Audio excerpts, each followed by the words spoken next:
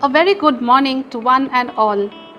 On behalf of St. Agnes School, Kharagpur, I am happy to welcome you to this online program on the occasion of the Feast of Our Lady of Mount Carmel. The Feast of Our Lady of Mount Carmel is a day which is very dear to Carmelites all over the world. They honor Mary, the mother of Jesus, with the title Flower of Carmel. She is the patroness of all Carmelites, a model of prayer as well as of virtue. Carmelites look upon Mary as our spiritual mother. As we celebrate her feast, she invites us to follow in her footsteps by living a life of prayer, simplicity, faith, humility, and dedicated service to others. Mount Carmel is a mountain range in the Holy Land, celebrated for its sheer beauty, covered with bright, flowering shrubs and plants, and richly laden with fruit-bearing trees, all of which are symbolic of the beauty of Mary. On that mountain, the first Carmelites, a unique group of hermits, came together. They lived in caves and spent much time in prayer and fasting. They took Mary as a companion on their journey to the Lord. Carmel stands for prayer and union with God. The Order of Carmel began in the 12th century.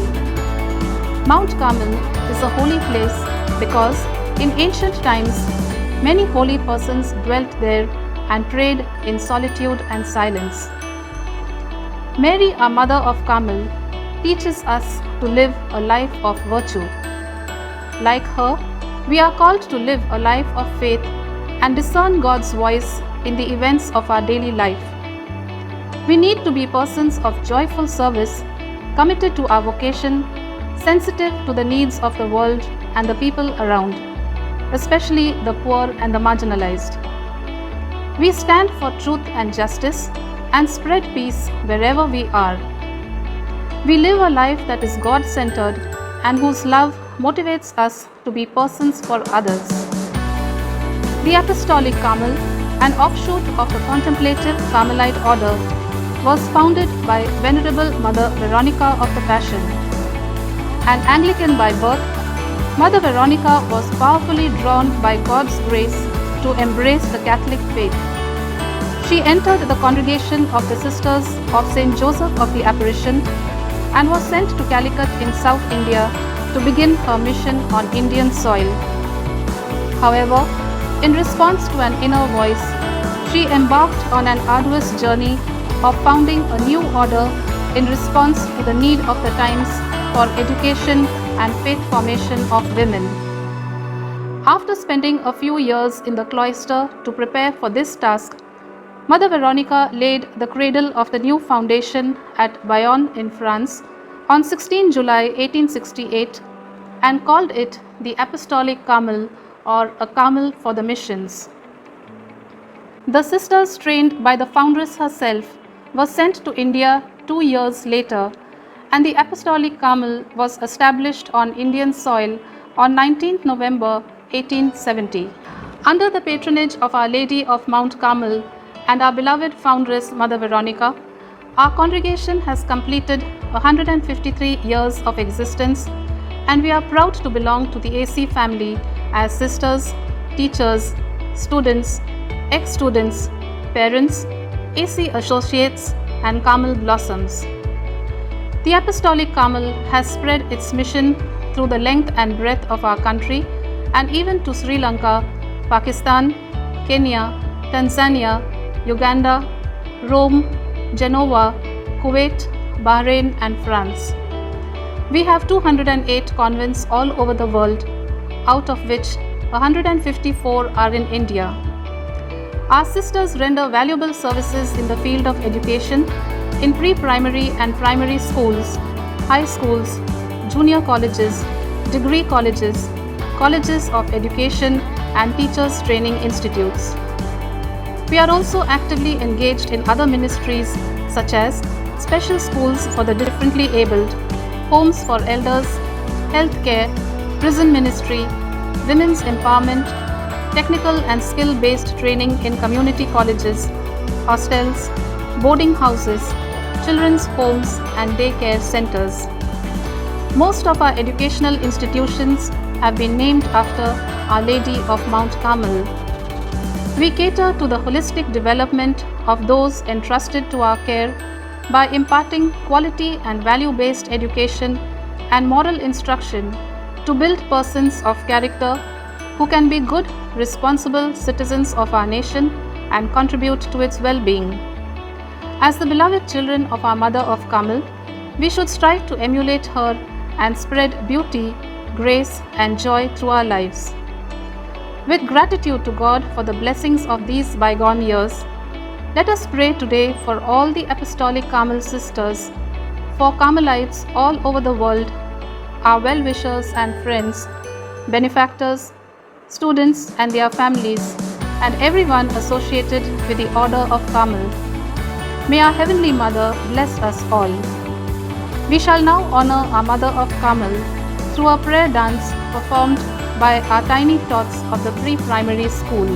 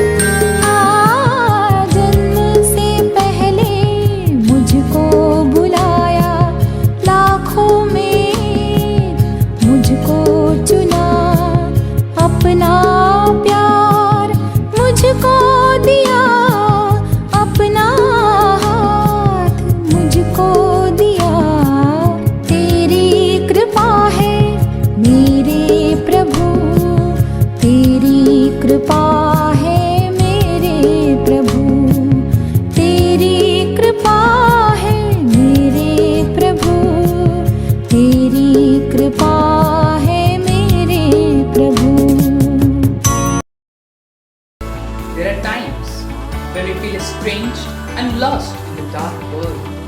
It is then that a Lady of Mount Carmel comes to our rescue with her comforting presence and her guiding values. Let us remind ourselves what our Mother teaches us. Carmel is a garden like flowers that spread fragrance.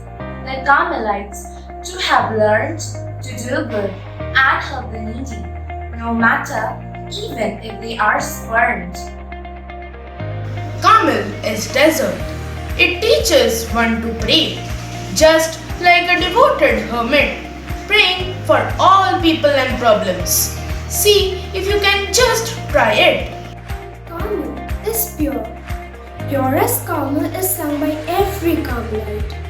Indeed, Mary is pure and lovely. She is so, and that is why she is chosen by the Almighty to redeem the fallen and help to fight. Carmel is justice. Justice calls for truth, never holding on to lies. A just Carmelite reaches the rainbow, leading to the skies. Carmel is sacrifice. To give till it hurts is sacrifice. Teach us, O Mother Mary, be thy children of Carmel. For to give up the material world is tremendously important.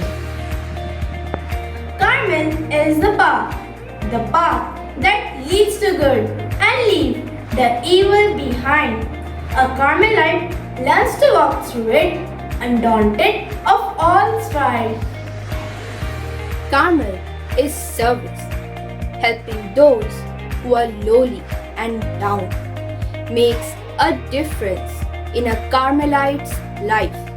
The highest of distinctions is service to others, makes a Carmelite's reach remarkable heights. Carmel is a mountain. The mountains rise high and strong. Carmelites learn and try not to be wrong. Mountains cause rain and stop it too. Carmelites teach self and others to be true. Carmel is truth. Truth like oil, surfaced with the time on top, that a Carmelite is taught to speak to the very last drop. Carmel is prayer. O Blessed Mary, your life is but a prayer. May we Carmelites always turn to your Son and say, Thy will be done. Like you, may we Carmelites do it always too. Carmel is humility. To be clothed in humility is a Carmelite style. Thus, it makes a Carmelite walk in it every mile. Carmel is love. Love for God. Love for man. It's a covenant of our Lord Jesus, Mary's Son. Let us radiate it all around. Music is the expression of one's soul. Let us feel the presence of Our Lady in our midst through this melodious tune.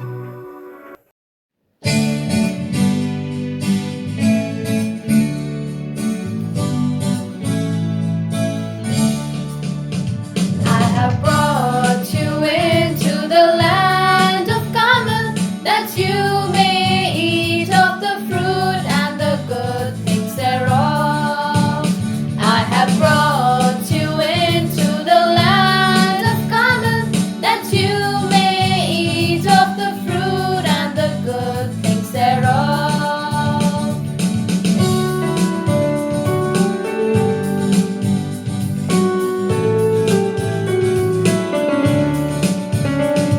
Her roots rise deep into faith's red shut, her stem null and knotted with years. Reach a strong brown arms uplifted in prayer, dropping myrrh of her sweat and her tears.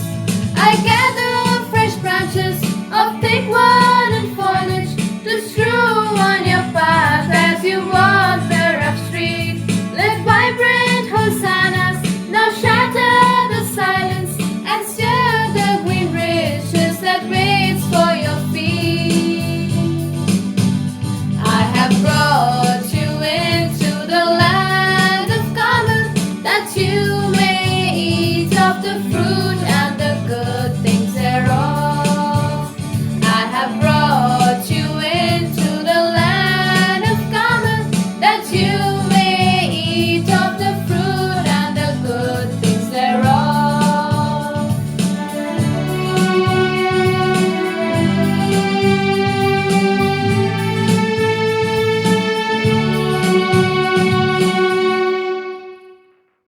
In this modern era, where values seem to take a backseat, we can always shine as true emblems of righteousness when we receive the inspiration of Our Lady with an open heart.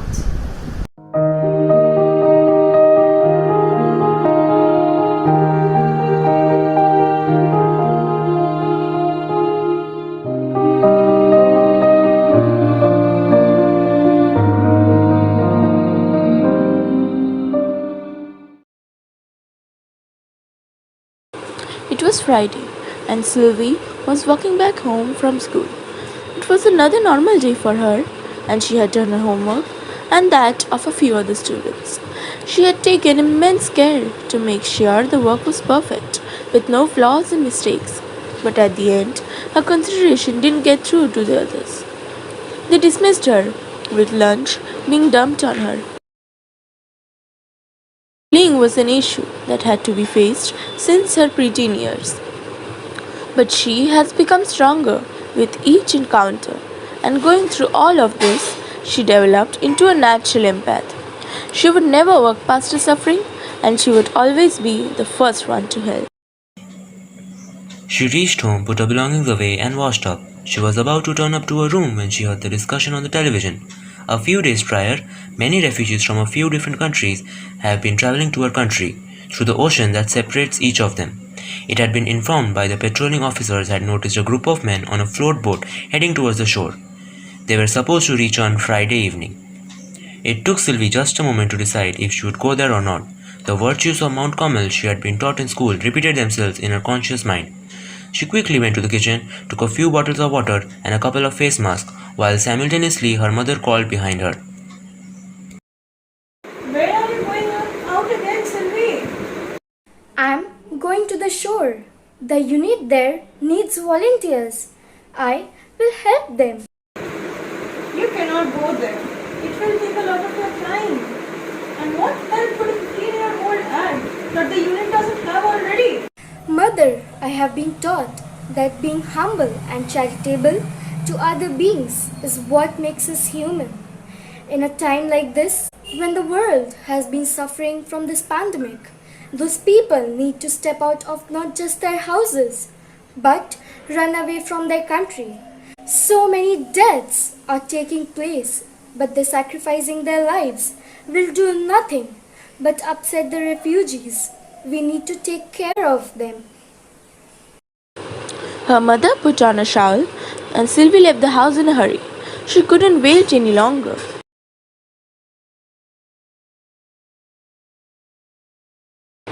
Sylvie went to the shore and she could already make out a few people aside from the unit there. She assumed they were volunteers just like her. She went further closer into the crowd of people and waited for someone to notice her, and an officer noticed her. Hello, are you here to volunteer too? Yes, I'm here to volunteer. It is good to see children like you come up to help them. But make sure that you don't open your mask, touch your face or your eyes, because the refugees approaching have not been tested for COVID-19.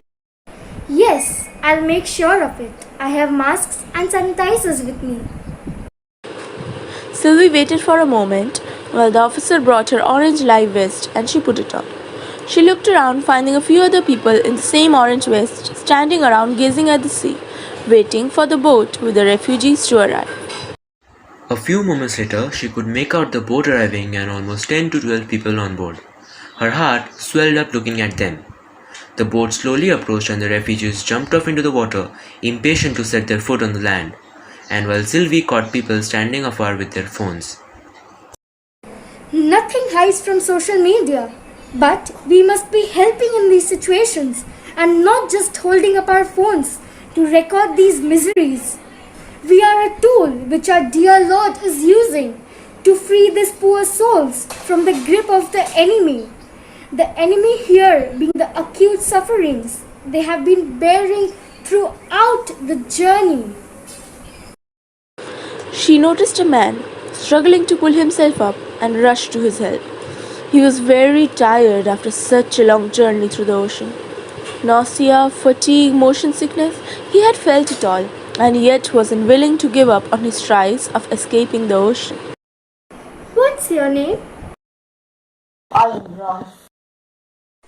I am Sylvie. You look very unstable and weak. Please bear it a few more moments and go till that rock. I will be forever be grateful for your help. Sylvie and Ralph walked up to the rocks where she sat him and hurriedly opened a bottle of water. Pouring the water in his mouth, he drank all of it and then she washed his hands, offering a bit of food she had brought with her. Ralph took it and said a small prayer before attempting to stand up. Ralph, what are you trying to do? You're still weak. You shouldn't try standing up. Sylvia, my friends have not eaten yet. Whatever we could find, we shared it among. But today, you are telling me to eat a morsel of food without them. By the grace of God, I've got the bread for these days. But first let them eat, then I can also eat with my mind full of happiness. I really admire how all of you are.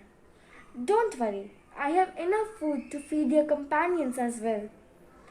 You sit here, have your food, while I'll give the rest of the food to your other companions. Okay? Okay. Ralph could be convinced with that and remained seated there, eating and drinking whatever he had got from his share, and Sylvie distributed the rest of the food and water to others. She came back to give Ralph the face masks and sanitizers and to help him get on the vehicle which would lead them to the refugee camp. With a heavy heart, they bid each other goodbyes and went on their own ways, hoping to cross paths again. But it was almost something impossible to wish for. She stayed back a few moments before returning home. Although Sylvie didn't like going to school very much, she was a diligent student. She went to school the next day, and as soon as she sat down, she was surrounded by her classmates who had also bullied her.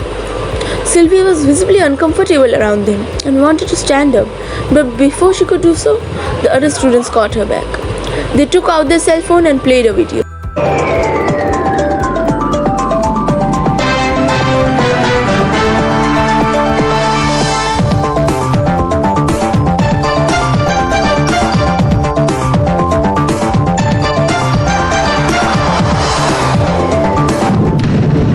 They switched off the video while Sylvie was left bewildered.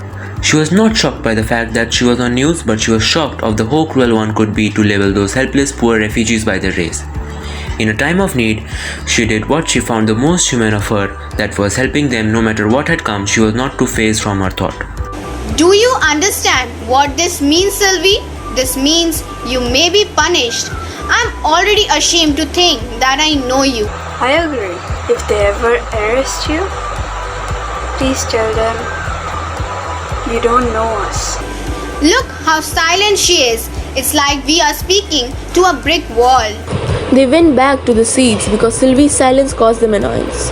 For the rest of the day, there were whisperings about her, and although she could hear it all, she decided not to react. And finally, when it was time for her to go home, she quickly ran off. On the other hand, the refugees were being taken to the hospital for a rapid COVID test. We have 12 refugees here who have to be tested for COVID-19. Okay, the tests will be done. However, there is a dearth of beds in the hospital, and hence the refugees have to stay in home isolation.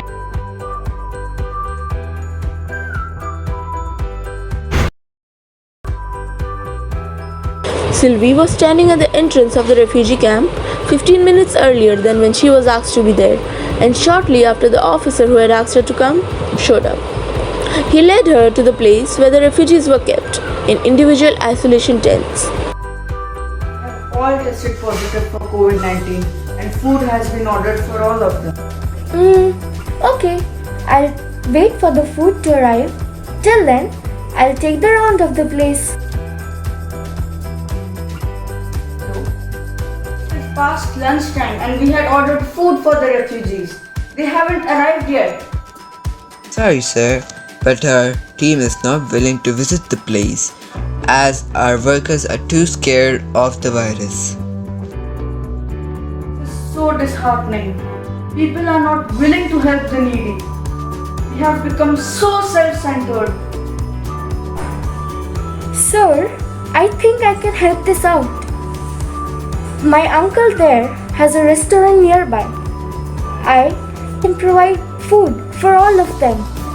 And I would also like to take the responsibility of providing the food to them all throughout their quarantine period. Sylvie goes to her uncle's restaurant to request for food, and her uncle happily agrees to help the needy refugees. After some time, Sylvie was helping the workers in serving the food quickly because it was already past lunchtime, and all 12 of them were hungry. Although it was difficult to identify them individually, Due to their masks, Sylvia and Ralph didn't take a moment to recognize each other. Ralph stood up from his seat and stood near her, coming out of his tent. Sylvia, they let you in. I would have been so much disappointed if I never got to meet you again. I just wanted to tell you, thank you for whatever you did for me. Ralph, I think I'm grateful too. It feels great now to see all of you. Make sure to take your time and heal yourself. All of you have been through a lot and deserve to take rest and get better. But I've been hearing the rumors they have been telling around. Are you okay? Have you been holding up? Ralph, I am absolutely fine. I do not pay heed to such things. You must ignore these and take care of yourself. They stayed silent for a while, and soon after some time the sun was about to set. All the refugees got back to the individual camps and stood in front of their doors. They all pulled down their masks and smiled at each other and also smiled at Sylvie. You have been strong. Do not lose hope. God will lead you. You have been just so strong. Their last exchange to each other hung in the air, for the present suffering produces the present understanding.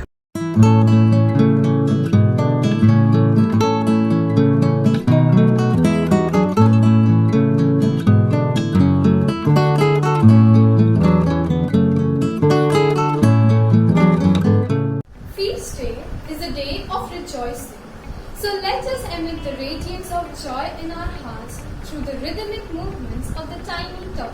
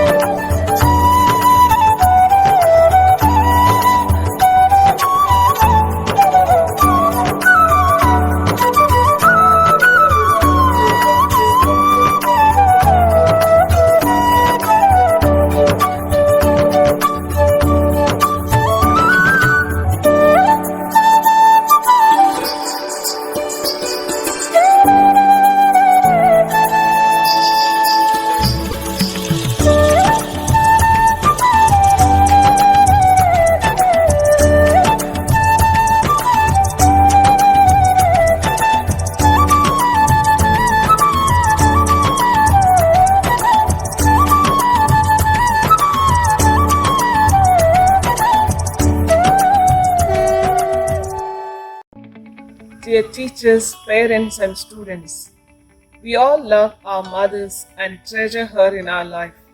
We love to celebrate her birthdays and her special occasions and express our love and gratitude. Just like we have a mother at home, who takes care of all our needs and makes all the possible sacrifices in order to nourish us and make us a beautiful person on this earth. Our institution also has a mother who is none other than Our Lady of Mount Carmel. 16th July, we the Sisters of the Apostolic Carmel have double celebration. It is the feast of our beloved Mother of Mount Carmel and the foundation day of the Apostolic Carmel. Our beloved foundress, Mother Veronica, who wanted a Carmel for the mission to educate the young girls, was searching for a place to begin. It is on 16 July 1868, on the feast of Our Lady of Mount Carmel, she began our congregation at Bayonne, France, in a dilapidated structure. A tiny seed of the Apostolic Carmel was sown and dedicated to Our Lady of Mount Carmel. Ever since, our Heavenly Mother has been taking care of the Apostolic Carmel, and all the members of you, dear teachers, parents, and students, are members of such a great family. Today we feel privileged that all of us have a Heavenly Mother who takes care of us while we are away from our earthly mother, be it in the school or elsewhere.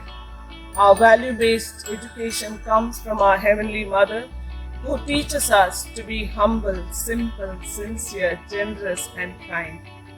Just as our earthly mother works tirelessly to give us comfort and the best possible, our Heavenly Mother intercedes for each one of us and keeps us under her mantle.